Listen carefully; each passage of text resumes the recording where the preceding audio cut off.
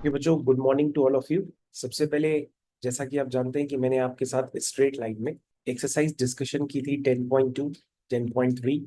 और उसके बाद बच्चों आज हम लोग डिस्कस करने जा रहे हैं सर्कल के एनसीईआरटी एक्सरसाइज। यानी जो सर्कल की एनसीईआरटी एक्सरसाइज होगी वो काफी इंपॉर्टेंट होगी, उसे आपको देखना होगा। और इस एक्सरसाइज के जितने भी बेसिक्स होते हैं ये मैं आज सारे आपको बताऊंगा। तो ये वीडियो सभी बच्चों के लिए इंपॉर्टेंट है जो जेई की भी प्रिपरेशन कर रहे हो और क्लास 11 12 में साथ में पढ़ भी रहे हो। तो इनके लिए सभी के लिए इंपॉर्टेंट है। तो मैं यहाँ से स्क्रीन को शेयर करता हूँ और आपको फिर से बता दूं कि अभी हम लोग जो करने जा रहे हैं वो हम लोग के पास होगा सर्कल की एनसीईआरटी एक्सरसाइज। और वो एक्सरसाइज है एक्सरसाइज नंबर 11। बच्चों, क्योंकि ये सारे वीडियोस रिकॉर्ड भी होते हैं तो ये सारे वीडियोस आपको दोबारा भी देखने को मिल सकते हैं जरूरत पड़ने पे। लेट से मान लीजिए किसी दिन हम बिजी हैं तो आप इन वीडियोस को दोबारा देख करके अपना रिवीजन कर सकते हैं। क्योंकि वीडियोस को दोबारा देखना काफी कंपलसरी होता है। अगर आप उनको दोबारा नहीं देख रहे हैं तो दैट मीन्स वो आपको नहीं आएंगे। तो बच्चों, यहाँ पर एक्सरसाइज 11.1 में जब आप देखेंगे तो आपके पास लिखा है in each of the following exercise 1 to 5 find the equation of circle with centre 0,2 and radius 2। तो ये बच्चों आपका फर्स्ट क्वेश्चन है और फर्स्ट क्वेश्चन को करने से पहले मैं आपको कुछ बेसिक्स बताता हूँ। देखिए, बेसिकली क्या होता है, अगर आप सर्किल की इक्वेशन यानी कि जनरल इक्वेशन को जनरेट करना चाहो तो शायद मैंने एक बार आपको बताया होगा कि सबसे पहले आपको एक फिक्स पॉइंट एज्यूम करना पड़ता है। ये हो गया एक फिक्स पॉइंट। फिक्स पॉइंट के कोई कोऑर्डिनेट ले लो। ठीक है, अब फिक्स पॉइंट के कोऑर्डिनेट लेट से हमने ले लिया x1 y1। और फिक्स पॉइंट से कांस्टेंट डिस्टेंस पर एक पॉइंट ले लो। यहीं से मामला क्रिएट हो जाता है कंफ्यूजन का। क्योंकि जैसे ही मैं कहता हूँ भाई फिक्स पॉइंट से कांस्टेंट डिस्टेंस पर एक पॉइंट ले लो तो तुम कहोगे सर कांस्टेंट डिस्टेंस सर ये भी हो सकती है, सर कांस्टेंट डिस्टेंस ये भी हो सकती है, सर कांस्टेंट डिस्टेंस ऊपर नीचे कहीं पे भी हो सकती है। तो बस यहीं से थोड़ी बातें घूम जाती है। तो तुम कहोगे सर कांस्टेंट डिस्टेंस पर यहाँ पे भी पॉइंट हो सकता है, कांस्टेंट डिस्टेंस पे यहाँ पे भी पॉइंट हो सकता है, कांस्टेंट डिस्टेंस पे यहाँ पे भी पॉइंट हो सकता है, यहाँ पे भी हो सकता है, यहाँ पे भी हो सकता है, यहाँ पे भी हो सकता है ना। लेकिन मैंने कहा जब तुम इन सारे पॉइंट्स को आपस में ज्वाइन करोगे तो फिर तुमने क्या बताया कि सबसे पहले तुमने एक फिक्स पॉइंट लिया जिसके कोऑर्डिनेट थे x1 y1। और उससे कांस्टेंट डिस्टेंस में तुमने, कांस्टेंट डिस्टेंस को बेसिकली हम लोग r मान लेते हैं या a भी मान सकते हैं, स्मॉल a। तो कांस्टेंट डिस्टेंस पे जब तुम पॉइंट्स लोगे तो तुम्हारे पास ऑप्शंस खूब सारे क्रिएट होंगे कि भैया हम यहाँ पे भी पॉइंट ले सकते हैं, यहाँ पे भी पॉइंट ले सकते हैं, यहाँ पे भी पॉइंट ले सकते हैं, है ना।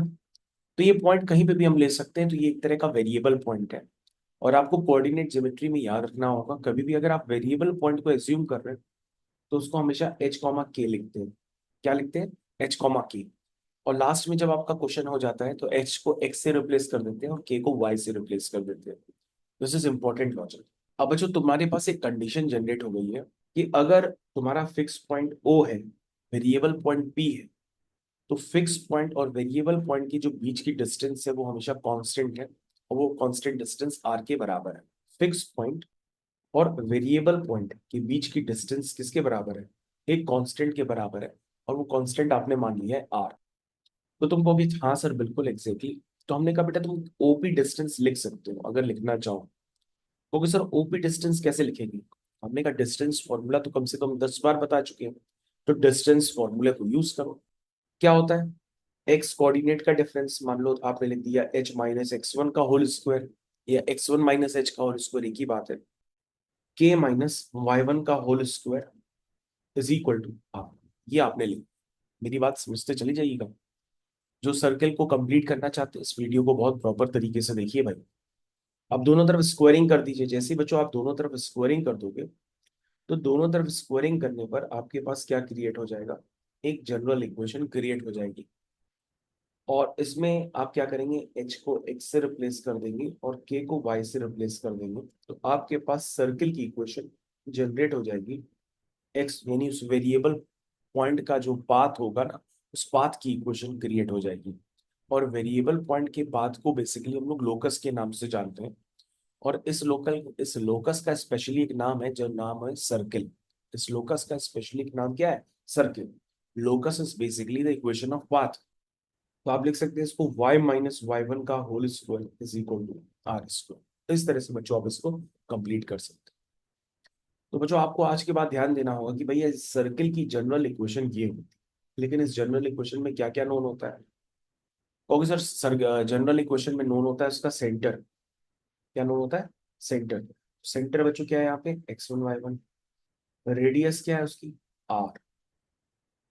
बच्चों कई बुक्स में रेडियस को कैपिटल ए स्मॉल ए से भी दिखाते हैं, तो ये सब डिपेंड करता है क्वेश्चन टू क्वेश्चन। अभी आप फिलहाल ये जनरल इक्वेशन तो याद कर ही ले लीजिए।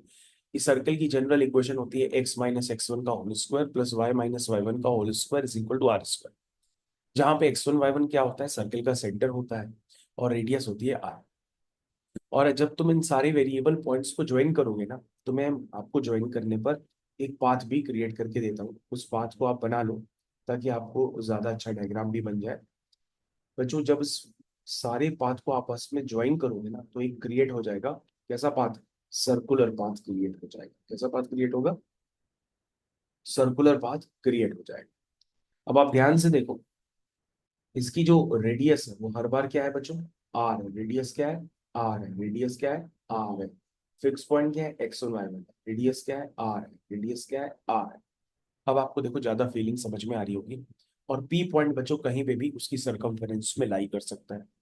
और आज मैंने आपको बता भी दिया कि पूरी कोऑर्डिनेट ज्योमेट्री में, चाहे आप पैराबोला के लिए पढ़े, सर्किल के लिए पढ़े, एलिप्स के लिए पढ़े, हाइपरबोला के लिए पढ़े, वेरिएबल पॉइंट आप कभी भी एज्यूम करेंगे तो उसको h कॉमा के एज्यूम करते, कंडीशन अप्लाई करते, और फिर जो लास्ट में h होता है उसको x कर देते, k को y कर देते, आपके पास पाथ की इक्वेशन आ जाती है। पाथ मतलब लोकस की इक्वेशन आ जाती है, और इस लोकस का नाम होता है सर्किल। तो मेरे ख्याल से बच्चों अब आपको सर्किल की इक्वेशन तो जिंदगी में याद रहेगी कि भैया कोई भी तुमसे सेंटर दे दे, रेडियस दे दे, तो तुम सर्किल की इक्वेशन तो जरूर लिख सकते हो। तो तुम कहोगे हाँ सर फर्स्ट वाला क्वेश्चन तो लगता है हो जाएगा। तो हमने कहा फर्स्ट वाला क्वेश्चन हो जाएगा तो उसको कर लो, आप टाइम ना वेस्ट करो।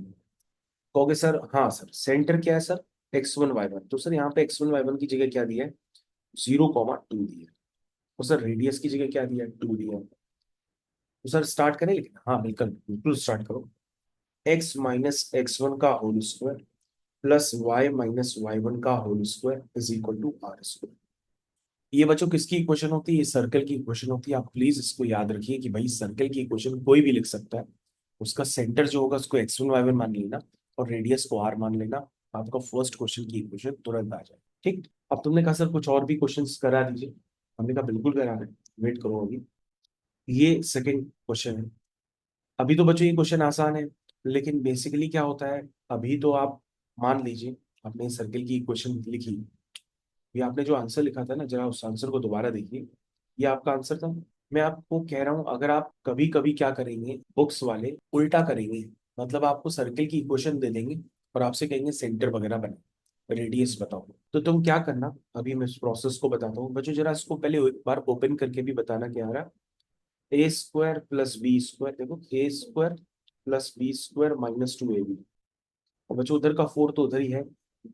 जो अगर आप इसको सॉल्व करोगे तो इक्वेशन बनेगी x² + y² -4y = 0। कभी कभी बच्चों क्या होगा, आपके पास जो इक्वेशन है ना जिसमें मैंने ब्लू हाइलाइटर लगाया है वो ना दी जाएगी, ये दे दी जाएगी, मतलब क्वेश्चन उल्टा कर दिया जाएगा। ये इक्वेशन दी, और ये क्वेश्चन देने के बाद वो पूछेगा कि भैया अब बताओ सेंटर क्या है और रेडियस क्या है। तो तुम्हारे दिमाग में आ गया कि क्वेश्चन तो उसने रिवर्स किया, और क्वेश्चन अगर रिवर्स किया तो तुम भी मैथ्स में बाप हो। कैसे करोगे? तुम कहोगे सर हम इस इक्वेशन को इसी में फॉर्म में कन्वर्ट कर लें। हमने कहा कैसे कन्वर्ट करोगे? तुम कहोगे सर हम इसको परफेक्ट स्क्वायर इस फॉर्म में बना लेंगे। और जैसे ही परफेक्ट स्क्वायर इस फॉर्म में बना लेंगे, तो हम इस इक्वेशन को इससे कंपेयर करके x1 y1 निकाल लेंगे और रेडियस निकाल लेंगे। तो हमने कहा हाँ बेटा बिल्कुल ऐसे ही कर सकते हैं। तो आपको ध्यान देना होगा कि रिवर्स प्रोसेस के क्वेश्चन कैसे होते हैं, उस पर भी चर्चा भी हम आपसे डिटेल में करेंगे।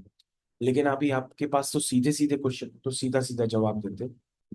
तुम कहोगे सर अभी तो ये वाला क्वेश्चन हो जाएगा क्योंकि इसमें x1 y1 ये हो गया और रेडियस ये हो गई। सर इक्वेशन आ जाएगी x - x1 का होल स्क्वायर, और ये हो जाएगा y - y1 का whole square is equal to r²। r कितना है? 4। ये हो गया 4²। ठीक। तो तुमने कहा सर इसमें तो ऐसे ही हो गया कुछ। हाँ बेटा इसको सिर्फ इतना ही लिखना है, यही आपका आंसर बन गया, इसमें कुछ भी नहीं करना। ठीक है। तो चलिए, जब वाले क्वेश्चन आएंगे रिवर्स वाले तो डिस्कशन बढ़ाएंगे। अभी तो बच्चों यहाँ पर हमें लग रहा है तीसरा चौथा पांचवा आप खुद भी कर सकते हैं। तो आपको लग रहा है आप कर सकते हैं तो आप वीडियो को पॉज कर लीजिए और क्वेश्चन को पहले अटेम्प्ट कर लीजिए और फिर अपना आंसर चेक करिए। मैं तीनों क्वेश्चंस को एक ही साथ क्रॉप करके कंप्लीट कर दे रहा हूँ। चलिए भाई, तीसरा क्वेश्चन। बच्चों मैं एक ही बात में आंसर लिख दे रहा हूँ, लेकिन पहले आप सब देखिए नहीं, आप भी पहले लिख लीजिए उसके बाद ही देखिएगा। बच्चों द थर्ड क्वेश्चन का आंसर हो गया x-1/2 का होल स्क्वायर y-1/4 का whole square is equal to 1/12 का स्क्वायर। फिर बच्चों फोर्थ क्वेश्चन का आंसर देखते हैं, x-1 का स्क्वायर तो y-1 का स्क्वायर इज इक्वल टू √2 का स्क्वायर। तो बच्चों फिफ्थ क्वेश्चन का आंसर देखते हैं, x minus minus plus A हो जाएगा का square y minus minus plus B का square is equal to R square. R बच्चों क्या है, √a² - b², इसको स्क्वायर कर दो, यानी कि रूट हट जाएगा अगर आप सिंप्लीफाई करेंगे तो। ठीक है, तो बच्चों थर्ड फोर्थ और फिफ्थ क्वेश्चन तो कंप्लीट हुए। कंप्लीट करने के बाद बच्चों हम लोग आगे कंटिन्यू करते हैं, और अब आपके पास वो वाली स्टेज आने वाली है जिसका डिस्कशन हम रिसेंटली कर रहे थे। इन्हीं क्वेश्चन को अगर रिवर्स करके दे दिया जाए तो क्या होने वाला है। जो आप देख सकते हैं यहाँ पे, अगर आपके पास लिखा है कि 6 से लेकर के 9 तक जितने भी क्वेश्चन अभी आपको नजर आ रहा है, उसमें आपको सेंटर और रेडियस निकालना है। तो तुम कहोगे सर फर्स्ट वाला तो हो ही जाएगा, फर्स्ट वाला तो सीधा सीधा कंपैरिजन से हो जाएगा, मामला अटकेगा सेकंड वाले क्वेश्चन से। लेकिन सर फर्स्ट वाला तो हो ही सकता है तो उसको कर लेते हैं। हाँ हाँ बिल्कुल कर लीजिए, सिक्स वाला आप कर लीजिए पहले।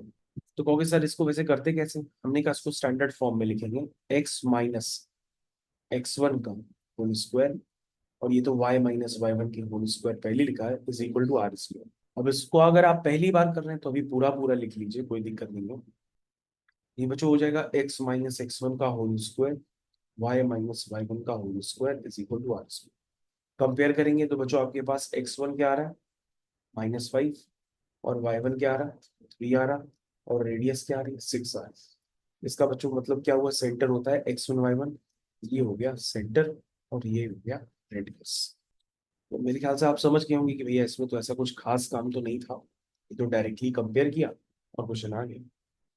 मेन पॉइंट बच्चों अब क्रिएट होगा, तो अब आपको ध्यान देना होगा कि भाई अब वाले क्वेश्चन में कैसे करेंगे। देखिए बच्चों, सेवेंथ क्वेश्चन का भी हम डिस्कशन आपके साथ कर रहे हैं। ठीक है, सेवेंथ क्वेश्चन, ये हो गया बच्चों आपका सेवेंथ क्वेश्चन। स्टार्ट करते हैं इसको। तुमने कहा हाँ सर यहाँ पे तो क्वेश्चन रिवर्स करके दी गई है, तुमने कहा रिवर्स करके दी गई है तो उससे क्या, मैं थ्योरी आपको सिखाता हूँ। बच्चों ध्यान रखो, सर्किल की जनरल इक्वेशन को हम लोग एज्यूम करते हैं स्टैंडर्ड लेवल पे, x² + y² + 2gx + 2fy + c = 0। ये बच्चों सर्किल की जनरल इक्वेशन को हम लोग एज्यूम करते हैं स्टैंडर्ड लेवल पे। हमने कहा ये स्टैंडर्ड इक्वेशन ऑफ सर्किल है, क्या है ये, स्टैंडर्ड इक्वेशन ऑफ सर्किल। अगर कोई भी इक्वेशन इस फॉर्म में दी हो तो आप अपनी इक्वेशन को उससे कंपेयर करेंगे, और कंपेयर करने के बाद आप रेडियस और सेंटर तुरंत बता सकते हैं। लेकिन आपको ध्यान देना होगा कि स्टैंडर्ड इक्वेशन ऑफ सर्किल में x² और y² के कोफिशिएंट दोनों इक्वल होते हैं और 1 के बराबर होते हैं, ये भी आप ध्यान देंगे। और अगर नहीं है तो पहले आप x² और y² के कोफिशिएंट पहले 1 बना लीजिएगा, क्योंकि आपको वरना परफेक्ट स्क्वायर बनाने में भी प्रॉब्लम आएगी और आपका आंसर सही नहीं निकलेगा। इसलिए आप याद रखिए कि standard equation of circle exist करती है, लेकिन उसमें कंडीशन ये होती है कि कोफिशिएंट ऑफ x² और कोफिशिएंट ऑफ y² ये दोनों बच्चों इक्वल होने चाहिए, वो भी 1 के। ठीक है, अगर ऐसा है तो आप डायरेक्टली बता सकते हैं कि भाई सर्किल का जो सेंटर होगा वो -g, -f होता है, और रेडियस जो होती है वो होती है √g² + f² - c। तुमने कहा ये क्या हुआ, हमने कहा ये क्या हुआ, क्या ये तो स्टैंडर्ड मैंने लिख दिया है। स्टैंडर्ड को अगर आप चाहते हो हम प्रूफ कर देंगे तो हम प्रूफ भी कर देंगे, लेकिन प्रूविंग आपसे कोई पूछेगा नहीं, लेकिन पहले आप स्टैंडर्ड लिखिए कॉपी में, है ना, स्टैंडर्ड ही आपको याद रखना। लेकिन अगर आपके मन में बहुत लग रहा है कि भैया इसकी एक बार प्रूविंग देख लें, क्या रेडियस वाकई में ही आती है, हाँ हाँ क्यों नहीं देख सकते, बिल्कुल देख सकते। अच्छा तुम्हारे पास एक क्वेश्चन क्या थी, क्वेश्चन थी x² + y² + 2gx + 2fy + c = 0। ये स्टैंडर्ड इक्वेशन थी सर्कल की, ठीक। तो तुमने क्या किया, तुमने x² के साथ 2gx ले लिया, और y² के साथ 2fy ले लिया, और c को अलग कर दिया, टर्म्स रीअरेंज कर दी। अब तुमको ये समझ में आना चाहिए कि भैया ये ए स्क्वायर जैसा है, ये टू ए बी जैसा है, ये भी ए स्क्वायर जैसा है, ये भी टू ए बी जैसा है ना कि नहीं? कि परफेक्ट स्क्वायर में यही तो टर्म आते हैं, two A B, A square, B square. B square पता नहीं पड़ रहा है क्या है। तो बच्चों मैंने एक बार आपको ट्रिक बताई थी कि कई लोग तो ऑब्जर्वेशन से देख करके बता देते हैं कि सर टू ए बी में ए तो एक्स है, तो बी की जगह इसमें जी दिखाई दे रहा है, तो बी तो जी हो गया, है ना? तो सर एक काम करते हैं, अगर आपको बी देखने में प्रॉब्लम होती है तो जो टू ए बी वाला टर्म होता है ना, उसको टू से डिवाइड कर दिया करो, तो तुमको अपना बी नजर आने लगेगा।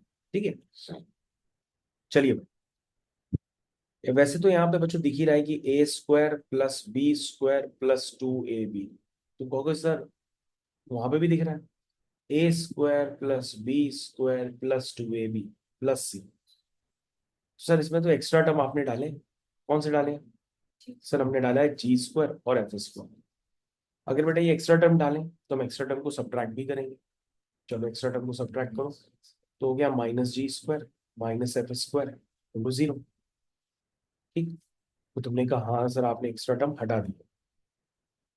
अब बेटा अगर आप ध्यान से देखो कि यहां से यहां तक और यहां से यहां तक ये क्या बन गया है? Perfect square. तो ये क्या बन जाएगा?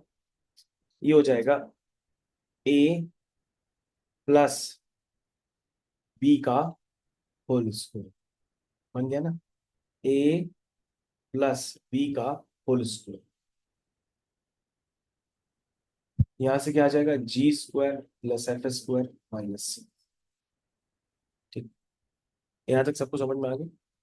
चलिए, अब बच्चों क्या हो गया आगे देखते हैं। ये हो गया एक्स प्लस जी का whole square, Y plus F का होल स्क्वायर, और बच्चों ये क्या बन गया? ये बन गया रूट के अंदर g square plus f square minus c. इसको ऐसे भी लिख सकते हैं अगर तुमको आर स्क्वायर के फॉर्म में लिखना हो। तुम क्या हाँ कहोगे सर अब तो क्वेश्चन हो गया, क्योंकि सर अगर आप ध्यान से देखिए आपने स्टैंडर्ड इक्वेशन में अगर आप लिखेंगे तो ये इक्वेशन ऐसे लिखी जा सकती है ना, ये इक्वेशन ऐसे लिखी जा सकती है। क्यों भाई? लिखी जा सकती है ना, अगर आप लिखेंगे इसे। कहोगे सर हाँ ऐसे लिख देंगे, तो सर बेटा एक्स वन की जगह क्या नजर आ रहा है? माइनस जी। वाई वन की जगह क्या आ रहा है? Minus F. ठीक है ना? कि एक्स माइनस एक्स वन का whole square, Y minus Y one का होल स्क्वायर। तो एक्स वन वाई वन दिख रहे होंगे आप, और रेडियस भी दिख रही है। क्या दिख रही है? रेडियस रूट के अंदर क्या है? G square plus f square minus. तो तुम कहोगे हाँ सर फिर प्रूविंग होगी, क्योंकि आपने स्टैंडर्ड में यही लिखवाया था कि सर्किल की जो स्टैंडर्ड इक्वेशन होती है उसका सेंटर जो होता है माइनस जी को माइनस एफ होता है, और रेडियस जो होती है under root of ji square plus f square minus c. तो सर एक बात बताओ, तो हम इस इक्वेशन को डायरेक्टली स्टैंडर्ड यूज करके कर लें? हाँ बिल्कुल कर लो। इसको परफेक्ट स्क्वायर मत बनाओ, वरना तुम बारह टाइम चला जाएगा, आपका क्वेश्चन ही छूट जाएगा। तो ठीक है सर इसी कर लेते हैं, हम इसको बिना परफेक्ट स्क्वायर बना करके कर लेते हैं। सर इसको नीचे ले आते। ठीक है नीचे ले आओ। ये बच्चों आ गया, ये क्वेश्चन को मैं नीचे ले आया हूँ। ठीक, ऊपर तो थ्योरी थी, तो बच्चों इस क्वेश्चन को वहां से रिमूव कर देते हैं एक बार। चलो, ये क्वेश्चन हो गया सेवन्थ। स्टार्ट कर। तुम कहोगे सर कोई भी इक्वेशन होती है तो आपने बताया था उसको कंपेयर करो, X square plus Y square plus two G X plus two F Y plus C equal to zero. तो सर जब कंपेयर करेंगे तो टू जी कितना आएगा? इधर देखो बच्चों, अभी काम ना करना, बिल्कुल ध्यान से देखो। ठीक है ना? तो तुम कहोगे सर एक्स का कोफिशिएंट क्या है? टू जी है। यहाँ एक्स का कोफिशिएंट क्या है? माइनस फोर है। तो टू जी किसके बराबर होगा? माइनस फोर के। यहाँ वाई का कोफिशिएंट क्या है? टू एफ है। यहाँ वाई का कोफिशिएंट क्या है? माइनस एट है। तो टू एफ किसके बराबर होगा? माइनस एट की। यहाँ पे सी की जगह सी है, वहां पे सी की जगह माइनस फोर्टी फाइव। तो बच्चों ये बहुत इंपॉर्टेंट होता है कि इक्वेशन को आप सही से कंपेयर कर पाए। तो टू जी बराबर माइनस फोर लिखेंगे और टू एफ बराबर माइनस एट लिखेंगे, तो जी आएगा आपका माइनस टू और एफ आएगा आपका माइनस फोर, और सी तो आपको दिख ही रहा था माइनस फोर्टी फाइव। तो बच्चों सेंटर तो लिखा जा सकता है ना, सेंटर में तो कोई दिमाग होता नहीं, सेंटर होता है माइनस जी कोमा माइनस एफ, आपने अभी बताया था। बच्चों माइनस जी निकालेंगे तो वो टू आ जाएगा, और माइनस एफ निकालेंगे तो फोर आ जाएगा, क्योंकि माइनस जी कोमा माइनस एफ करोगे ना, तो माइनस टू माइनस फोर किस में कन्वर्ट हो जाएंगे? प्लस टू प्लस फोर में, है ना? और रेडियस क्या होती है? रेडियस है बच्चों under root of ji square, यानी कि 2 का स्क्वायर, प्लस एफ स्क्वायर यानी कि 16, माइनस सी। सी माइनस 45 है तो माइनस माइनस प्लस 45 हो जाएगा। इसको बच्चों आप कर लेना, 16 और 4 कितना होता है? 20 होता है। 40, 55, 65, 65 आएगा। Root 65 square. स्क्वायर यूनिट्स थोड़ा ना लिखोगे, एरिया थोड़ा ना है, सिर्फ यूनिट्स लिख सकते हो, ये ऐसे भी छोड़ सकते हो क्योंकि ये लेंथ है ना। रेडियस बेसिकली लेंथ, लेंथ की कोई ना कोई यूनिट तो होगी, पता नहीं है कि सेंटीमीटर है कि मीटर है, तो मैंने सिर्फ यूनिट लिखी। तो मेरे ख्याल से आप लोग 7th क्वेश्चन तो समझ गए कि भैया अगर सीधी क्वेश्चन आएगी तो भी हम लोग कर लेंगे, और कोई क्वेश्चन रिवर्स करके आएंगे तो भी हम लोग फाइनली क्वेश्चन को कंप्लीट कर लेंगे। ठीक है, तो इसी को बच्चों हम लोग क्या कहते हैं? इसको हम लोग कहते हैं जनरल। चलिए भाई इसको मैं बता देता हूँ, इसको हम लोग कहते हैं जनरल इक्वेशन ऑफ सर्किल। इसको बच्चों हम लोग क्या कहते हैं? General equation of circle. इसको जरूर याद रखिएगा। ठीक है, ओके बच्चों, तो हम लोग आगे कंटिन्यू करते हैं। शायद प्रैक्टिस के लिए भी और क्वेश्चन दिए हैं तो उनको भी कंप्लीट कर लेते हैं, और उसमें जो बातें होंगी आप और भी सीख जाएंगे। सबसे पहले हम लोग लेते हैं क्वेश्चन नंबर 8। ठीक है, ये हो गया बच्चों क्वेश्चन नंबर 8। कैसे करेंगे? X square plus Y square plus 2gx plus 2fy plus C equal to 0 से कंपेयर करेंगे। तो बच्चों अभी आप बिगिनर हैं तो आप ऐसे ही करिएगा जैसे मैं कर रहा हूँ। कई लोग डायरेक्ट लिख देते हैं जी जो है -4 है, हो सकता है अभी आप गलती ना कर दें, तो आप तो पूरा ही लिखिएगा।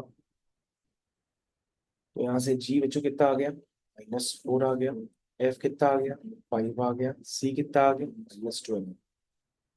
तो मुझे जो सेंटर होता है ना वो होता है -g, -7, यानी कि 4, -5।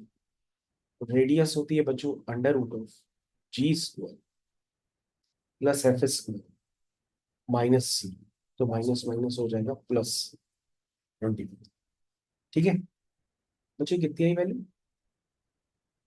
एक तो 25 है, और 6, 7, 8 हो गया, एक एक दो, √49 आ रहा है ना? नहीं, तुम तो परफेक्ट स्क्वायर बनाने के चक्कर में 49 लिखे गए हैं। 49 थोड़ा ना है, √53 उससे यूनिट्स। ठीक है, उसके बाद बच्चों नेक्स्ट वाला क्वेश्चन है क्वेश्चन नंबर 9। अच्छा बच्चों, कुछ एडिशनल बातें और बता देता हूँ कि भाई रेडियस तुमने लिखी जरूर है, लेकिन रेडियस एग्जिस्ट कब कर सकती है? रेडियस एग्जिस्ट कब कर सकती है? जब रूट के अंदर वाला टर्म क्या हो? जीरो हो, या जीरो से बड़ा हो, पॉजिटिव होना चाहिए। तुम कहोगे सर अगर ये जीरो वैल्यू हो गई तो रेडियस जीरो हो जाएगा। तो जब रेडियस जीरो हो जाता है तो कुछ सर्कल होता है क्या? हाँ, रेडियस अगर जीरो हो जाती है तो सर्कल का नाम होता है पॉइंट सर्कल। क्या नाम होता है? Point circle. रेडियस अगर जीरो हो जाती है तो उसको हम लोग पॉइंट सर्कल के नाम से जानते हैं, और अगर जीरो से बड़ी है तो नॉर्मल सी बात है कि वो सर्कल की रेडियस ही होगी। तो ये बच्चों आप याद रखिएगा कि रूट के अंदर अगर कोई वैल्यू नेगेटिव आ गई तो वहां पे तो रेडियस ही डिफाइंड नहीं है। जब रेडियस ही नहीं डिफाइंड है तो हम उस सर्कल को बेसिकली इमेजिनरी सर्कल के नाम से जानते हैं, क्योंकि रियल तो हो नहीं सकता, वो ख्वाबों में एग्जिस्ट करेगी। जो चीज ख्वाबों में एग्जिस्ट करती है, रियल नहीं, उसको हम लोग क्या कहते हैं? इमेजिनरी। तो बच्चों ख्वाबों में एग्जिस्ट करने वाला पूरा एक चैप्टर बना हुआ है, उसको हम लोग कहते हैं कॉम्प्लेक्स, है ना? चलिए, तो क्वेश्चन नंबर 8 तो कंप्लीट हो। Question number 9। तो जो 9th क्वेश्चन लिखिएगा, क्या लिखा है? 2x² plus 2y² minus X is equal to 0। तो इस पूरी क्वेश्चन को सबसे पहले आप 2 से डिवाइड कर दीजिए, तो हो जाएगा x² plus y² minus x/2 is equal to 0। यहाँ तक आ गया? अब बच्चों यहाँ कहो, क्या कहोगे? क्योंकि सर कहोगे सर इसमें इसमें तो क्या कंपेयर करें, ये x² है प्लस y² है फिर -x/2 है, सर इसमें तो y वाला टर्म ही नहीं है, सी की जगह भी क्या है? 0। तो सर आप सीधा सीधा बताएंगे कि भाई 2g की जगह क्या है? -½ है, क्योंकि x का कोफिशिएंट 2g होता है जनरल इक्वेशन, उसकी जगह -½ है। सर f 0 हो जाएगा और c भी 0 हो जाएगा, क्योंकि 2f बराबर 0 लिखोगे तो f भी 0 आएगा। तो यहाँ से सर g आ गया, कितना आ गया? कितना आ गया? -1/4। ओके, सर ये बताओ कि आपने इस इक्वेशन को स्टार्ट करने से पहले 2 से क्यों डिवाइड किया था? कि बच्चों में तो मैंने स्टैंडर्ड बताया था ना, स्टैंडर्ड बताया था कि भाई इक्वेशन ऑफ सर्कल में एक्स स्क्वायर और वाई स्क्वायर का कोफिशिएंट क्या होना चाहिए, 1 होना चाहिए। तो मैंने 2 से डिवाइड कर दिया था। कई बच्चे 2 से डिवाइड नहीं करेंगे, ऐसे ही कर देंगे, आंसर मिसमैच कर देंगे। तो मुझे यहाँ से आपका जो सेंटर है ना उसको मैं लिख देता हूँ डायरेक्टली। यार सेंटर लिखूँ डायरेक्ट, और जो सेंटर होगा कितना है बच्चों, माइनस जी कॉमा माइनस है, यानी कि 1/4, 0। और बच्चों रेडियस भी ऐसे ही लिख दूं मैं। रेडियस कितनी होगी, कहोगे सर रेडियस होती है अंडर रूट के अंदर g square plus f square minus c. तो सर रूट के अंदर आएगा 1/16, बाहर निकल के हो जाएगा 1/4। ठीक। तो 9 क्वेश्चन बच्चों कंप्लीट। अब बच्चों क्वेश्चन नंबर 10, इसको हम लोग कंप्लीट करते हैं, देखते हैं क्या हो सकता है बेस्ट। आइए सब लोग रेडी हो जाइए इस वाले क्वेश्चन में। इस वाले क्वेश्चन को हम लोग स्टार्ट कर रहे हैं जरा करने के लिए। चलिए भाई, क्या लिखा हुआ है स्टार्ट करिए। लिखा है find the equation of the circle passing through the points 4, 1, 6, 5 and whose center is on the line 4x plus y is equal to 60। Okay हाँ सर, कह रहा सर्किल की इक्वेशन निकालो, लेकिन सर्किल की इक्वेशन होती है general equation x square plus Y square plus 2gx plus 2fy plus c equal to 0। Sir general equation में अननोन कितने होते हैं, 3 होते हैं, जी एफ सी। सर तीनों अननोन अगर निकाल के आपको दे दें तो आप सर्किल की जनरल इक्वेशन लिख दोगे? हाँ बिल्कुल लिख देंगे। लेकिन सर सर्कल की इक्वेशन निकालने का एक और मेथड भी होता है, क्योंकि अभी हमने क्वेश्चन नंबर 1, 2, 3, 4 में देखा था कि अगर सेंटर पता हो रेडियस पता हो तो भी हम निकाल सकते हैं। बिल्कुल निकाल सकते हैं। अब तुम्हारे पास डाटा गिवन है, अब तुम सोचो कि हम कैसे जल्दी से जल्दी कर सकते हैं। तुम कहोगे सर कोऑर्डिनेट ज्योमेट्री आप 10 बार बता चुके हैं कि बिना डायग्राम के कोई क्वेश्चन ना करो। चलो सर डायग्राम तो बना ही लेते हैं। अब सर इसमें लिखा है कि भाई सर्कल की इक्वेशन लिखो, लेकिन सर्कल पास करता है किससे? एक पॉइंट है 4, 1 और एक पॉइंट है 6, 5, उससे पास लिखा है ना। तो तुम कहोगे सर सर्किल पास करता है लेकिन सर्किल की इक्वेशन तो पता ही नहीं है। तो हमने कहा बेटा अगर x-x1 के होल स्क्वायर को ओपन करोगे, y-y1 के होल स्क्वायर को ओपन करोगे, तो बेटा इसको ओपन करके ही तो मैंने बताया कि general equation already standard form में बनाई गई है। वो कौन सी होती है? X square plus Y square plus 2gx plus 2fy plus c equal to 0। ये स्टैंडर्ड इक्वेशन होती है। इसका सेंटर क्या होता है? इसका सेंटर होता है माइनस जी कोमा माइनस एफ होता है।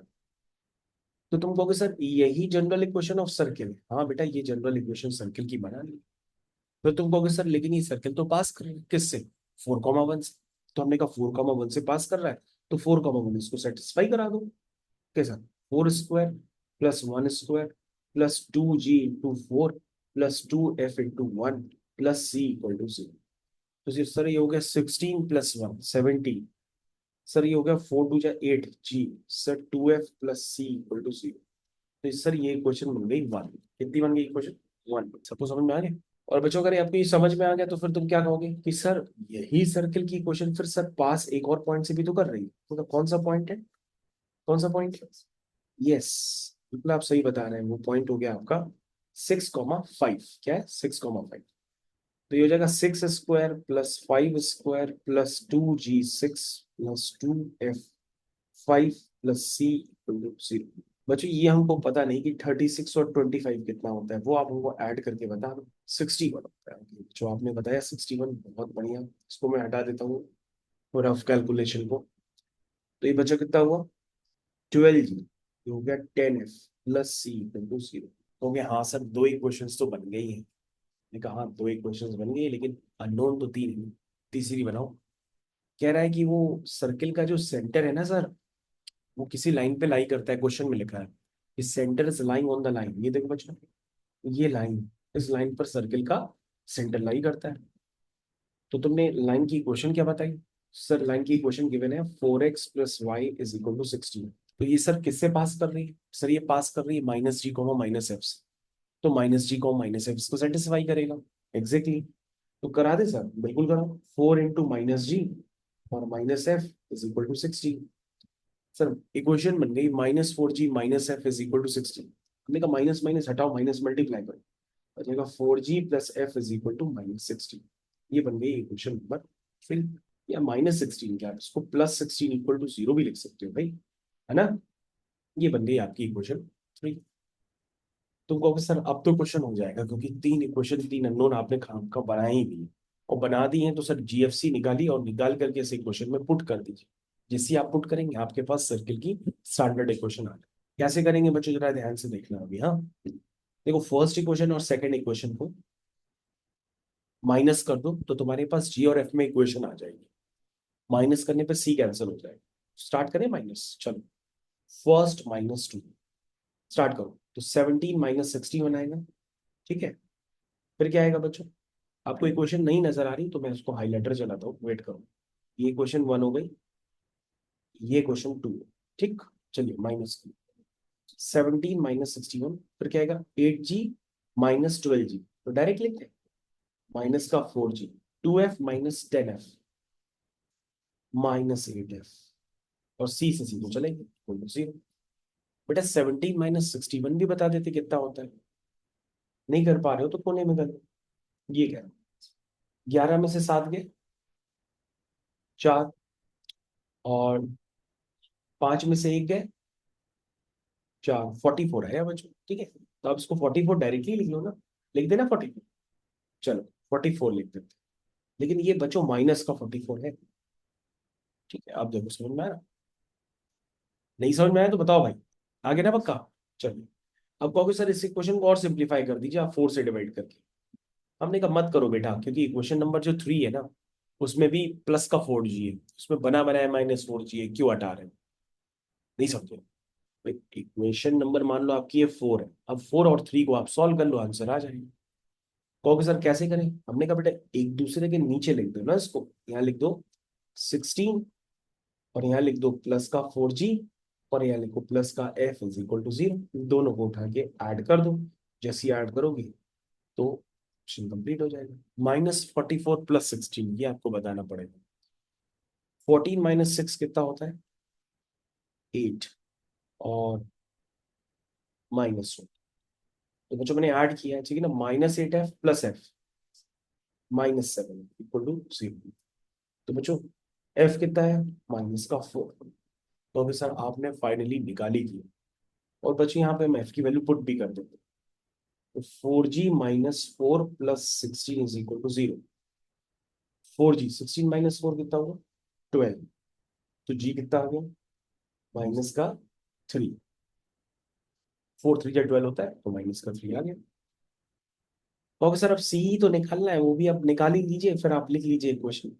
हमने कहा फर्स्ट इक्वेशन यूज कर लेते हैं। आज फर्स्ट इक्वेशन क्या लिखा है? 17 + 8G + 2F + C = 0। तो जो हो गया 17, 24 -8 + C = 0।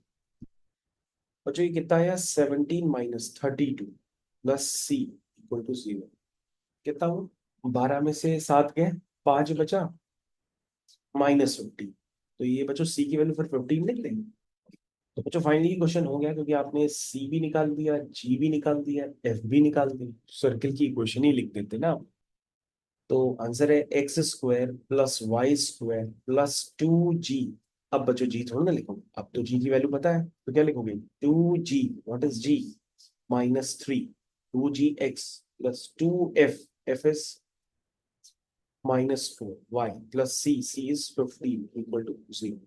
तो बच्चों आपको फुल एंड फाइनल आंसर लिख रहा हूँ, x² + y² -6x -8y + 15 = 0। ये बच्चों आपका फुल एंड फाइनल आंसर आ गया। तो बच्चों अगर आप गलती से क्लास 9 10th में भी है तो आप इस वीडियो को जरूर देख लीजिएगा, क्योंकि अगर आपको आगे बढ़ना है तो इतना आपको करना पड़ेगा पहले से ही। ठीक है, तो ये हो गया आपका क्वेश्चन नंबर 10। मैंने हालांकि फुल एक्सप्लेनेशन दिया, सारी चीजें भी समझा भी रहा हूँ पॉइंट वाइज, आपको समझ में आना चाहिए भाई। चलिए नेक्स्ट क्वेश्चन की तरफ चलते हैं। क्वेश्चन नंबर 11 की तरफ चलते हैं, ठीक है बच्चों? Question number 11। 11 के बाद बच्चों जो नेक्स्ट क्वेश्चन होगा वो वहां पे मैं ब्रेक लगाऊंगा, बल्कि यहीं पे हो सकता है मैं ब्रेक लगा करके अब आपको क्वेश्चंस दूं करने के लिए। ये क्वेश्चन नंबर 11 हो गया, क्योंकि ऐसा लगता है कि अब आप कर सकते हो कि बच्चों ये सेम क्वेश्चन है। तो पहले आप इसको खुद से ट्राई करिए, फिर मैं आपके साथ शेयरिंग करता हूँ स्क्रीन को। यहाँ पे मैं बच्चों ब्रेक ही ले लेता हूँ, हालांकि आपको बहुत अच्छे से क्वेश्चन समझ में भी आए होंगे। ठीक है। ठीक है बच्चों, मैंने आपके साथ अभी डिस्कस किया था, सर्कल की एक्सरसाइज थी, उसमें हम लोग डिस्कशन कर रहे थे 11.1 का। 11.1 का मैंने क्वेश्चन नंबर 1 to 10 आपको डिस्कस करके बताया था। अब हम लोग उसके आगे कंटिन्यू करेंगे, ये उसका नेक्स्ट पार्ट हो गया सर्कल का फ्रॉम एनसीईआरटी। उतने क्वेश्चंस बच्चों आपको लगाना ही है जैसा कि मैंने आपको बताया, और ये स्क्रीन मैंने आपके साथ शेयर कर दी है। तो अभी मैंने आपको काम करने के लिए कहा था कि भाई आपको जो क्वेश्चन अटेम्प्ट करना है वो खुद से 11 करना है। तो 11th क्वेश्चन हालांकि आपने अटेम्प्ट किया होगा, उसको भी हम वेरीफाई करेंगे, लेकिन उससे पहले हम कर रहे हैं क्वेश्चन नंबर 12, क्योंकि क्वेश्चन नंबर 12 भी आपसे नहीं हो पा रहा, क्योंकि 11th वाला तो फिर भी आपने कर लिया। चलिए पहले 12th को देख लेते हैं कि ऐसा 12th में क्या है। ये हो गया आपका बच्चों क्वेश्चन नंबर 12। ठीक। जरा जिनको आता है तो पहले वो वीडियो को पॉज करके कंप्लीट कर। देखा है, find the equation of a circle with radius 5। तो ठीक है, यहाँ पे जो एक्स एक्सिस वाई एक्सिस का भी जिक्र हो रहा है, तो पहले बना ही लेते हैं थोड़ा सा।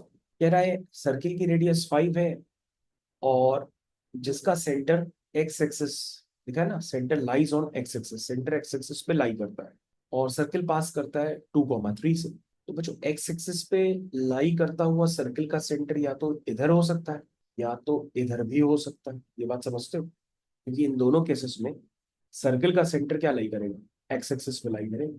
बस आप डायग्राम को देख के कंफ्यूज ना होना, क्योंकि भैया वो आगे पीछे कहीं भी हो सकता है। ये नहीं कि आप उससे कहो कि ओरिजिन से भी पास कर रहा है, वो आगे पीछे कहीं पे भी हो सकता है। ठीक है ना, लेकिन उसका सेंटर जो होगा वो कहाँ पर है, वो बच्चों तय है कि वो एक्स एक्सिस पे है। क्या है वो, एक्स एक्सिस पे है। तो मैं कोई एक सर्कल इसमें से मान लेता हूँ कि भैया find the equation of a circle whose radius is 5। Radius उसकी बच्चों 5 है। तो बच्चों अगर इसकी रेडियस 5 है, तो अगर आप रेडियस को इंडिकेट करेंगे तो यही तो रेडियस होगी। भाई यही तो रेडियस होगी, यही तो रेडियस होगी, यही तो रेडियस होगी, यही तो रेडियस होगी, यही तो सब रेडियस है ना।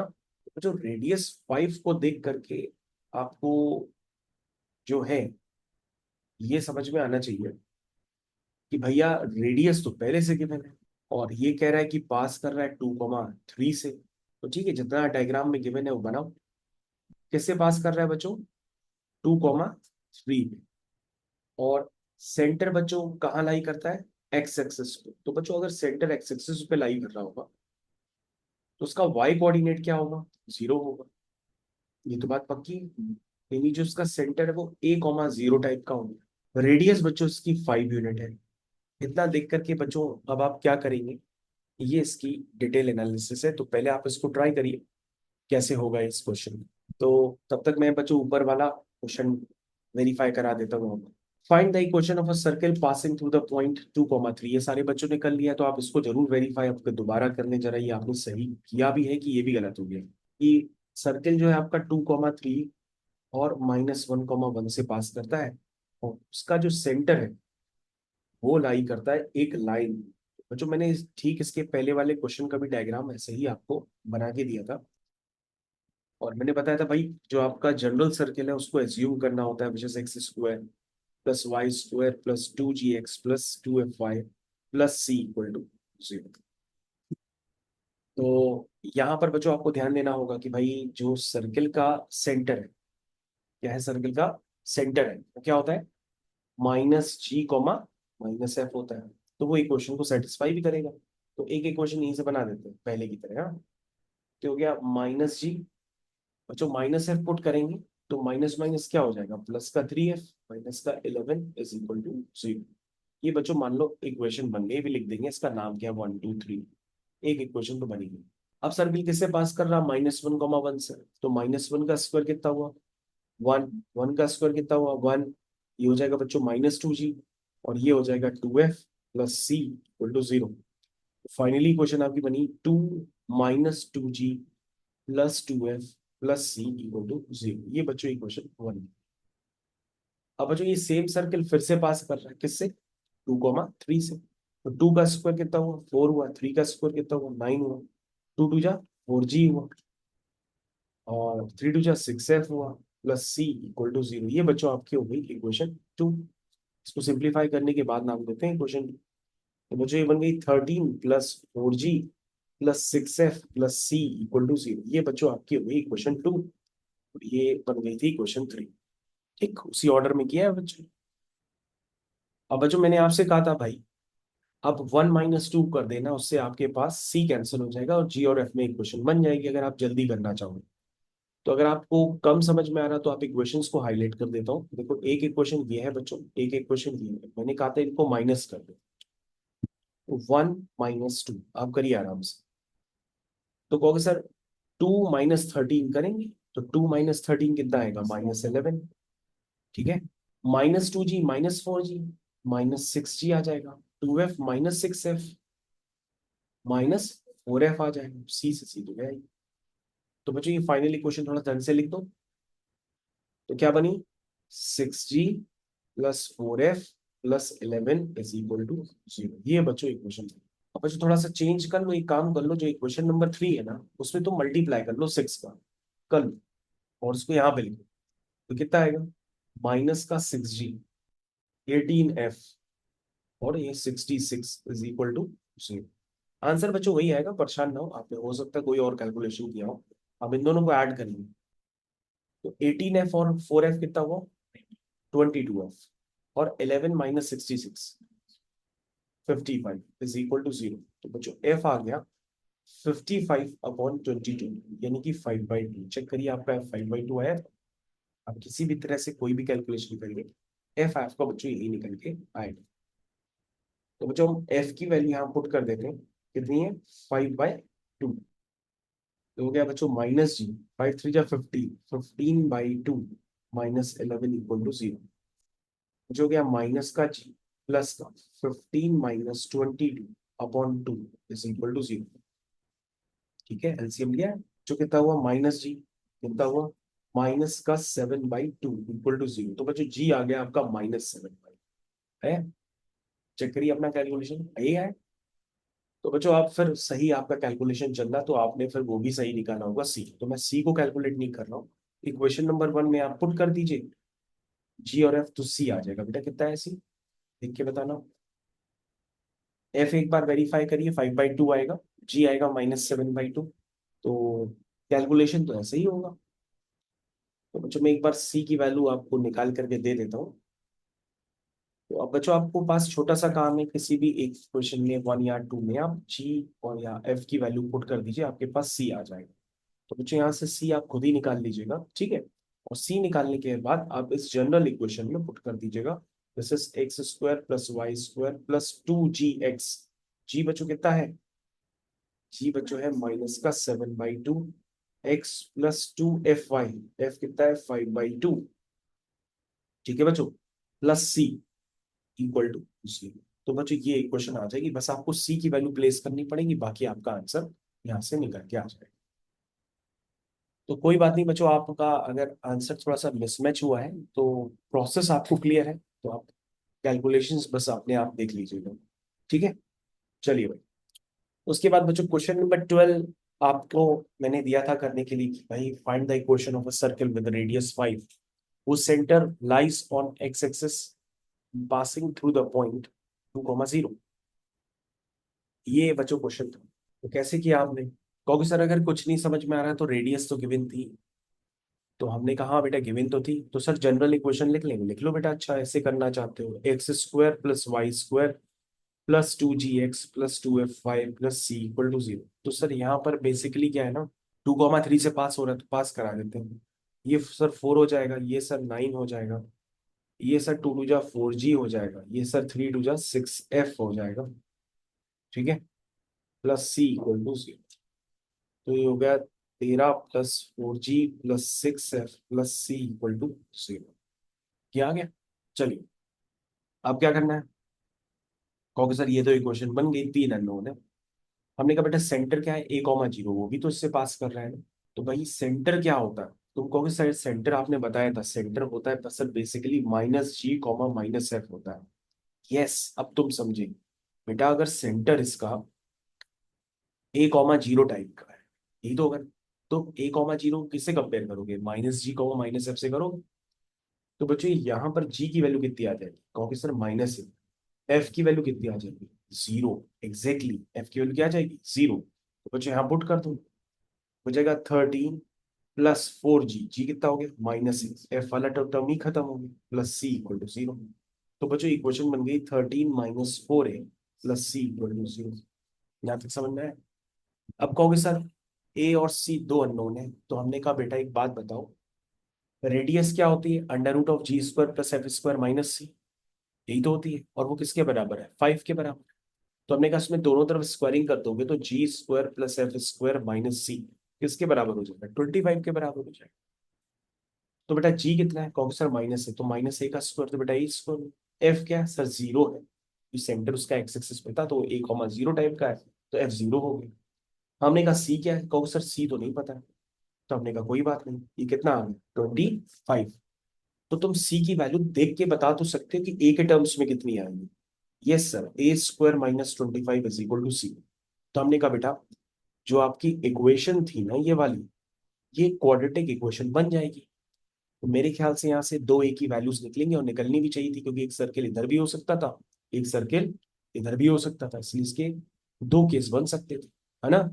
भाई सेंटर इसका a, 0 भी हो सकता था एक्स एक्सिस पे, और -a, 0 भी तो हो सकता था ना, इसलिए बच्चे क्वाड्रेटिक इक्वेशन बन रही है। तो बच्चों सी की वैल्यू आप वहां पुट कर दो, तो बन जाएगी इक्वेशन 13 - 4a। सी की वैल्यू कितनी बताई आपने, a² - 25 = 0। ये बच्चों सी की वैल्यू, ठीक है। इसको सॉल्व करते हैं, तो बच्चों a² - 4a। बच्चों ये बता दो 13 - 25 कितना होता है, -2। इसके क्या आप फैक्टर भी बता सकते हैं डायरेक्टली, अगर आप बताइए। 6 × 2 = 12, क्या आएगा, -6 + 12। चलो कहो तो पूरा लिख भी दें, फैक्टर कर देते हैं, कोई बात नहीं। उसको लिखेंगे आप -6 + 2a -12 = 0। तो बच्चों a कॉमन लेंगे तो a - 6 आएगा, 2 कॉमन लेंगे तो फिर a - 6 आएगा, उसके फैक्टर हो गए। यानी a की दो वैल्यू निकली, एक 6 है और a की वैल्यू निकली -2। तो बच्चों a भी निकल के आ गया ना, तो आप सर्किल की इक्वेशन तो निकाल ही सकते हो, दो आएंगी सर्किल की इक्वेशन, क्योंकि बेटा उसके दो सेंटर बन गए। एक सेंटर था तुम्हारा a, 0 तो 6, 0। एक सेंटर तुम्हारा फिर से a, 0 यानी -2, 0। और रेडियस तो बच्चों फिक्स है ही, रेडियस कितनी थी 5। तो बच्चों अब आपके पास एक इक्वेशन इस सेंटर रेडियस से आ जाएगी, एक इक्वेशन इस सेंटर रेडियस से आ जाएगी। लिखना चाहो तो एक मैं लिख देता हूँ, x - x1 का whole square plus y - y1 का होल स्क्वायर = r²। ऐसे ही लिख लो शॉर्ट में। ये भी तो इक्वेशन होती है ना, जब सेंटर और रेडियस पता हो तो डायरेक्टली भी तो आप इक्वेशन लिख सकते हो। क्यों भाई, लिख सकते हैं कि नहीं लिख सकते? इस वाले से भी बच्चों लिख लो, क्या आएगी, x - x1 का होल स्क्वायर, तो x1 की जगह क्या है, हाँ x + 2 का होल स्क्वायर, y - 0 का होल स्क्वायर = r²। तो बच्चों आपके पास दोनों आंसर फुल फ्लैश निकल करके आ गए। मेरे ख्याल से बच्चों आपको अच्छे से समझ में आ गया होगा कि भाई क्वेश्चन मैंने किया कैसे। ठीक है, नेक्स्ट क्वेश्चन करते हैं। भाई मैंने आपको 11 भी कर दिया है, 12 भी कर दिया है, अब बच्चों मैंने आपके पास तीन क्वेश्चन और करने हैं, ठीक है, 13, 14 फिर 15। बच्चों मैं आपको बताऊं, कुछ होता नहीं है कोऑर्डिनेट ज्योमेट्री में, बस आपके पास जितने भी स्टैंडर्ड्स है वो मैंने बता दिए इस चैप्टर से रिलेटेड, अब आप उनको यूज करो। लिखा है find the equation of a circle passing through the point 0, 0 and making intercept A and be on the coordinate axis. बच्चों ए और बी अगर इंटरसेप्ट होते हैं कोऑर्डिनेट एक्सिस पे जहां से सर्किल पास कर रहा है, तो सर्किल का अगर आप डायग्राम बनाएंगे ऐसे ही तो बनेगा कुछ। क्यों भाई, ऐसे बनेगा? अरे जैसे ही बना लो तुम्हारा मन, ठीक लग रहा है? तो इसने क्या कहा कि भाई सर्किल के इंटरसेप्ट क्या है, एक्स एक्सिस इंटरसेप्ट है, क्या है, a, 0। क्या हो जाएगा a, 0, तो ये पॉइंट हो जाएगा a, 0। और उसका वाई एक्सिस इंटरसेप्ट भी है, तो ये पॉइंट क्या हो जाएगा 0, b। ये हम नहीं कह रहे, क्वेश्चन में लिखा है कि making an intercept A and be on coordinate axis. तो कोऑर्डिनेट एक्सिस तो बच्चों यही होती है ना, एक्स एक्सिस और वाई एक्सिस, उसी पे बना। यानी इसका मतलब कहाँ से पास कर रहा है, इसका मतलब a, 0 से पास कर रहा है, और 0, b से पास कर रहा है, ये इसका मतलब हुआ सीधे सीधे, अगर आप समझ नहीं पा रहे। और उसके अलावा ये भी लिखा है कि भैया वो सर्किल किससे पास कर रहा है, ओरिजिन से, तो मैंने बच्चों ओरिजिन से ही पास करता हुआ सर्किल भी बना दिया। ठीक है ना। जो क्वेश्चन को अगर आप जल्दी करना चाहो तो जल्दी भी कर सकते हो, अगर आपको कुछ नहीं समझ में आ रहा हो तो आपके पास 3 पॉइंट से पास होने वाले सर्कल की इक्वेशन भी बना सकते हो। एक जनरल इक्वेशन लिख करके उसको तीनों पॉइंट से पास कराओ, जीएफसी में 3 इक्वेशन बन जाएंगी, वैल्यूज निकल आएंगी, आंसर आ जाएगा। और अगर आपको मान लो किसी और मेथड से करना है तो आप ऐसे देख लो कि भैया यहाँ पे कुछ सर्कल का सेंटर होगा, ठीक है ना, और ये क्या होगी, ये रेडियस होगी। तो आप ये सोच के बता दो कि भाई कि हम इसकी रेडियस वगैरह कैसे बताएंगे। तो तुम कहोगे सर इसमें कंस्ट्रक्शन होती है, सेंटर से कॉर्ड पे डाला गया परपेंडिकुलर उसको बाइसेक्ट करता है। तो सर ये पूरी लेंथ कितनी है, ए है, तो आधी लेंथ कितनी हो जाएगी, A/2। इसका मतलब ये लेंथ हो गई A/2। नहीं समझे? फिर से बच्चों देखो, सेंटर से इस वाली कॉर्ड पे डाला गया परपेंडिकुलर है तो वो उसको भी बाइसेक्ट करेगा। इसका मतलब अगर ये पूरी लेंथ है B, तो आधी लेंथ कितनी हो जाएगी, B/2। नहीं, तो बेटा इसका सेंटर तो आपको ऐसे ही नजर आ रहा है ना कि सेंटर कैसे पहुंचोगे, एक्स में चलोगे A/2, वाई में चलोगे B/2, तो उसका सेंटर क्या आ जाएगा, A/2 B/2। नहीं समझ में आया?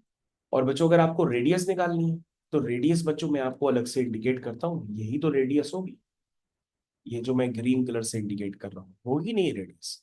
तो सर ये रेडियस तो फिर निकल आएगी, क्योंकि आपको इसका सेंटर पता है और ओरिजिन पता है। मतलब एक तो ये 2 पॉइंट्स पता है ना बच्चों, एक तो ओरिजिन पता है और इसका एक सेंटर पता है। सेंटर को बेसिकली सी से रिप्रेजेंट कर लो, तो बच्चों ओसी डिस्टेंस आप निकालोगे तो बेसिकली रेडियस है। तो रेडियस क्या है आपकी, ओसी डिस्टेंस है, और ओसी डिस्टेंस तो आप निकाल ही सकते हो यार डिस्टेंस फॉर्मूले से। कैसे निकालोगे, A/2 -0 का होल स्क्वायर प्लस B/2 -0 का होल स्क्वायर। कितना आ गया, कहोगे सर ये आ गया A² / 4 प्लस B² / 4। तो 1/4 1/2 के अंदर आ जाएगा, और ये अंदर क्या आ जाएगा, रूट के अंदर A² प्लस B²। ठीक है, और सेंटर क्या आ जाएगा, सेंटर आ जाएगा A/2 B/2। तो कहोगे सर सेंटर भी पता पड़ गया, रेडियस भी पता पड़ गया, यानी सर क्वेश्चन आपने शॉर्टकट में किया है। चाहते तो हम एक जनरल इक्वेशन लिख करके तीनों को पास कराते हैं, फिर 3 अननोन निकालते हैं, फिर वापस इक्वेशन में पुट करके जनरल इक्वेशन सर्किल की निकाल लेते हैं, लेकिन मैंने वैसे नहीं किया। तो बच्चों डायरेक्ट आंसर लिखें, x - x1 का होल स्क्वायर y - y1 का whole square is equal to R²। मेरे ख्याल से सबको समझ में आ गया। ये हो गया क्वेश्चन आपका कंप्लीट, 13। और बच्चों अगर 13 कंप्लीट हो गया तो आगे कंटिन्यू करते हैं 14th और 15th की तरफ। तो तुमने देखा होगा बेटा, हम हर क्वेश्चन को करने के लिए एक स्पेसिफिक डायग्राम बना रहे हैं। अगर आप डायग्राम ही नहीं बनाएंगे ना तो क्वेश्चन का पता ही नहीं पड़ेगा। Find the equation of a circle with centre 2,2 and passes through the point 4,5। Okay sir ये क्वेश्चन कैसे होगा, सिर्फ 2 वेरिएबल दिए गए, ये तो उससे क्या होता है भाई, क्वेश्चन पढ़ो तो डायग्राम बनाओ पहले। मेरा सर्किल की इक्वेशन पता नहीं, सेंटर पता है, और सर्किल जिस पॉइंट से पास हो रहा वो पॉइंट भी पता है। तो उस पॉइंट और सेंटर के बीच की डिस्टेंस किसके बराबर होगी, रेडियस के बराबर होगी। और सेंटर तो तुमको पता ही है, सेंटर पता है, रेडियस पता है, तो सर्किल की इक्वेशन आ जाएगी। तो ये क्वेश्चन तो क्लास 10th का हो गया, जो गलती से क्लास 11th में चला गया है। ठीक है, तो बच्चों रेडियस निकाल लेते हैं। रेडियस क्या हो गया, √4 - 2 का होल स्क्वायर 5 - 2 का होल स्क्वायर। तो दैट मीन्स ये बच्चों कितना निकल के आ गया, 4 - 2। 4 - 2 क्या होता है, 2। 2 का स्क्वायर कितना हुआ, 4। 5 - 2 कितना हुआ, 3। 3 का स्क्वायर कितना हुआ, 9। यानी बच्चों रेडियस आ गया √13। सेंटर आपको पता ही है, ये बच्चों आपका सेंटर है। इक्वेशन आ जाएगी x - x1 का होल स्क्वायर y - y1 का whole square is equal to R²।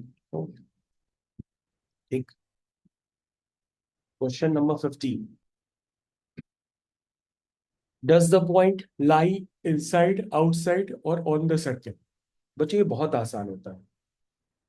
देखिए, आपने जैसे कोई सर्किल बना, मान लो सर्किल की कोई इक्वेशन होगी, मान लो हम सर्किल की इक्वेशन कुछ भी एज्यूम कर लेना अपने मन में, और उसमें पॉइंट पुट कर दो। ठीक है, मान लो सर्किल की इक्वेशन है एस, एस में आपने इस पॉइंट को पुट कर दिया पी। पी पॉइंट को पुट करने पर अगर ग्रेटर देन 0 आ रहा तो पॉइंट क्या आएगा, आउटसाइड द सर्किल। क्या आएगा, outside the circle. Greater than 0 यानी पॉजिटिव क्वांटिटी आ रही। वो पॉइंट पुट करने पर अगर इक्वल टू सी आ रहा, इक्वल टू जीरो आ रहा, इसका मतलब वो पॉइंट सर्कल की इक्वेशन को सेटिस्फाई करता है। तो कहाँ लाई करेगा? ऑन द सर्किल, है ना। अगर वो पॉइंट पुट करने पे लेस देन जीरो आ रहा है, मतलब नेगेटिव वैल्यू आ रही है, तो वो इनसाइड द सर्कल। क्या होता है? Side the. ये बच्चों छोटी सी थ्योरी है। तो बच्चों यहाँ पर आपका एस क्या गिवन है? सर्किल की इक्वेशन है, लिख लो सही से, x square plus Y square minus 25 equal to zero. ये बच्चों सर्किल की इक्वेशन है। कौन सा पॉइंट है? -2.5 कॉमा 3.5। तो बच्चों -2.5 का स्क्वायर और फिर 3.5 का स्क्वायर और -25, इसको इवेल्युएट करो, ये पॉजिटिव है कि नेगेटिव, चेक कर लेते हैं। 25 का स्क्वायर होता है 625, और यहाँ पे पॉइंट आ जाएगा। 5 का स्क्वायर होता है 25, 3 का स्क्वायर होता है 9, 9 3 हुए 12, तो ये हो गया बच्चों 12.25। मेरे ख्याल से बच्चों ये वैल्यू तो नेगेटिव आ रही है। ये वैल्यू क्या आ रही है? नेगेटिव आ रही है। दैट मीन्स ये पॉइंट कहाँ लाई करेगा? Inside the circle. That is point -2.5 comma 3.5 lies inside the. समझ गया बच्चों? क्वेश्चन तो आसान थे। मेरे ख्याल से आपकी एक्सरसाइज मैंने 2 पार्ट में आपकी कंप्लीट कर दी है। पर मैं चेक भी कर लेता हूँ कोई और क्वेश्चन बचा क्या। क्योंकि नहीं सर, कोई क्वेश्चन नहीं बचा। आपने सर्कल की एक बेसिक एक्सरसाइज को कंप्लीट कर दिया है। इसमें 15 क्वेश्चन थे। पार्ट 1 में मैंने आपको 10 क्वेश्चन बताए, और पार्ट 2 में मैंने आपको 5 क्वेश्चन बताए। ये मैंने सक्सेसफुली आपके साथ कंप्लीट कर दिए, और नोट्स भी शेयर कर देता हूँ। तो यहाँ पे क्लास लोग ओवर कर दें। Thank you.